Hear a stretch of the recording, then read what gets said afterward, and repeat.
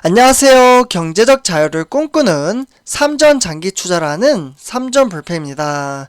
삼전불패 가족 여러분, 오늘은 행복한 금요일 하루가 시작이 되었기에 저도 좀 이번 영상을 좀 마치고 나서 든든하게 아침 식사를 하고 좀 회사 출근을 할 준비를 하도록 하겠습니다. 오늘은 왠지 발걸음도 가벼울 것 같고 주가만 상승을 해주면 더욱 기분이 좋겠지만, 네, 그렇다고 해서 삼성전자 주가가 하락을 한다고 쳐도 걱정이 되거나 이제 신경을 쓰이거나 스트레스를 받지는 않습니다.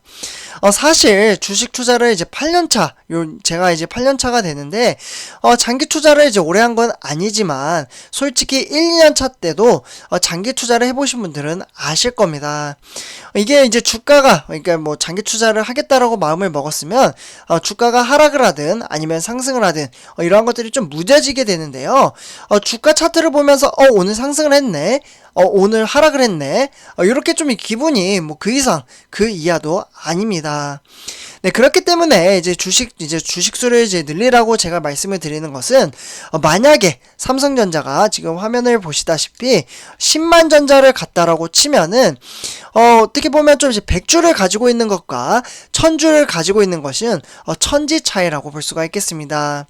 여기다가 특히나 이제 삼성전자는 한 주당 또 이제 361원이라는 배당금까지 또 이제 챙겨주잖아요. 네, 그렇기 때문에 오히려 은행에다가 놓으면 이제 돈이 죽어있는 돈이라고 제가 말씀을 드리고 있죠. 네, 묶여있는 돈이기 때문에 돈이 돈을 만드는 인프라를 좀 구축을 해야 된다, 이렇게 말씀을 드릴 수가 있겠습니다. 그래서 삼성전자에 투자하는 것이 저는 은행보다 훨씬 메리트가 있다라고 좀 생각을 하고요. 네, 그렇다고 해서 이제 무리하게 주식 투자를 하는 것보다는 꾸준히 여윳돈으로 내 생활에 지장 없는 한에서 분할 투자 그리고 절약을 한 돈으로 투자를 하셨으면 좋겠다라고 좀 말씀을 드릴 수가 있겠습니다. 저는 안전하게 투자를 하기 위해서는 사람마다 투자 방식은 다르지만 저는 요즘 들어서 좀 이러한 생각들이 좀 바뀌긴 했어요. 생각보다 이제 빚을 내서 하시는 분들도 계시고 아니면 삼성전자에 몰빵을 하시는 분들도 계시더라고요. 그래서 이러한 부분은 좀 제가 잘 모르는 걸 수도 있는데 저는 개인적으로 분산 투자, 분할 투자를 하고 있기 때문에 우리 삼전불패 가족 여러분들에게 분산 투자, 분할 투자를 하셨으면 좋겠다라고 좀 말씀을 드릴 수가 있겠습니다. 네, 그러나 주식 투자는 정답이 없기 때문에 이렇게 좀 말씀을 드리고요. 네, 그래서 이번 시간에는 이렇게 이제 좀 제목으로 들어가서 삼성전자는 인수합병을 두고 이제 만약에 이제 인수합병을 간다면 초대박을 갈 것이라고 저는 좀 생각을 합니다. 실제로 아마 주가에 영향을 많이 끼칠 거예요.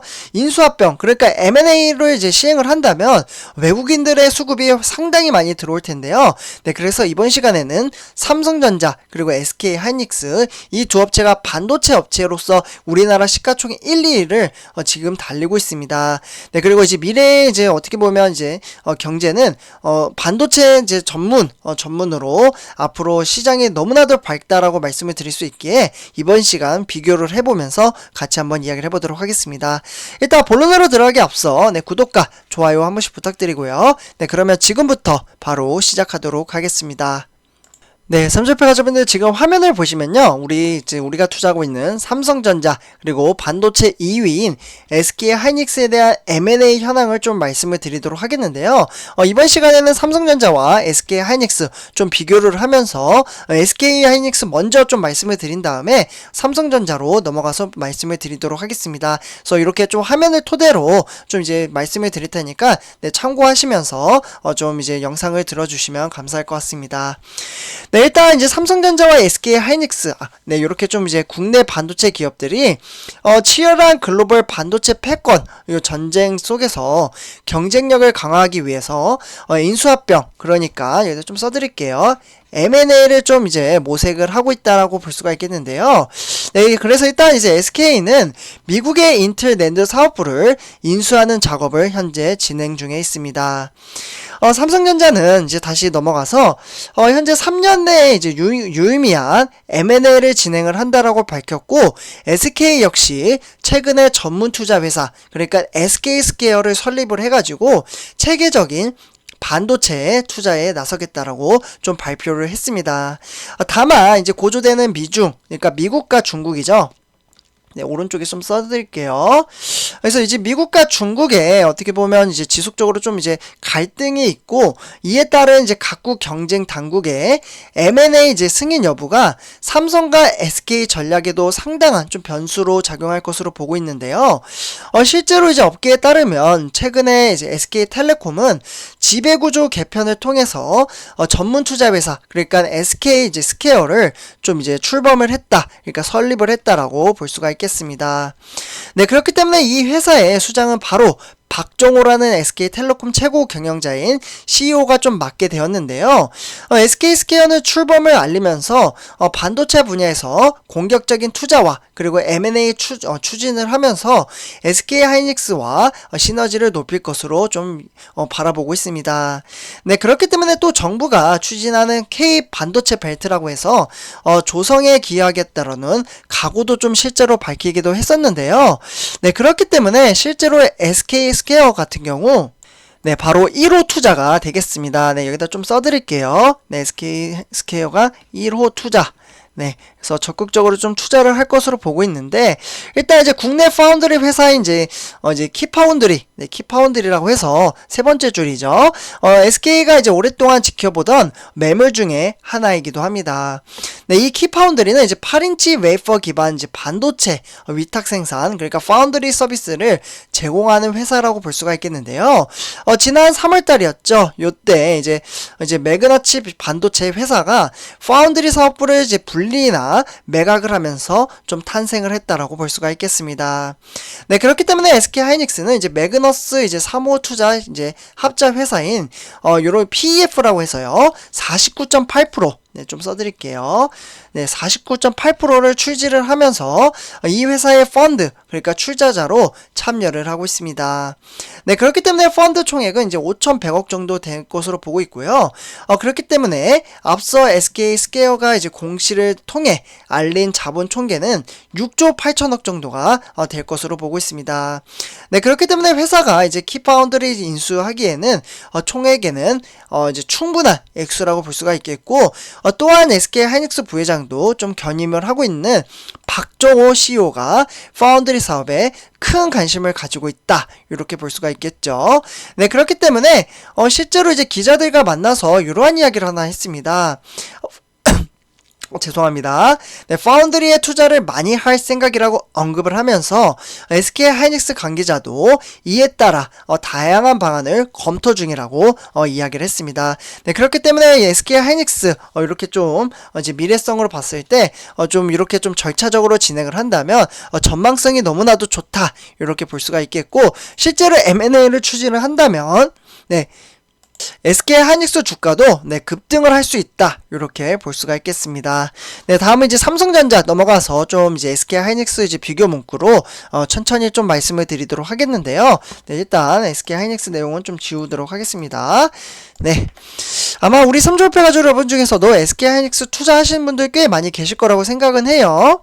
네, 일단 이제 삼성전자 이제 말씀을 드리자면 이재용 부회장이 이제 복귀한 삼성전자, 네, 좀 써드릴게요. 네, 근래 들어서 핫 이슈죠, 정말.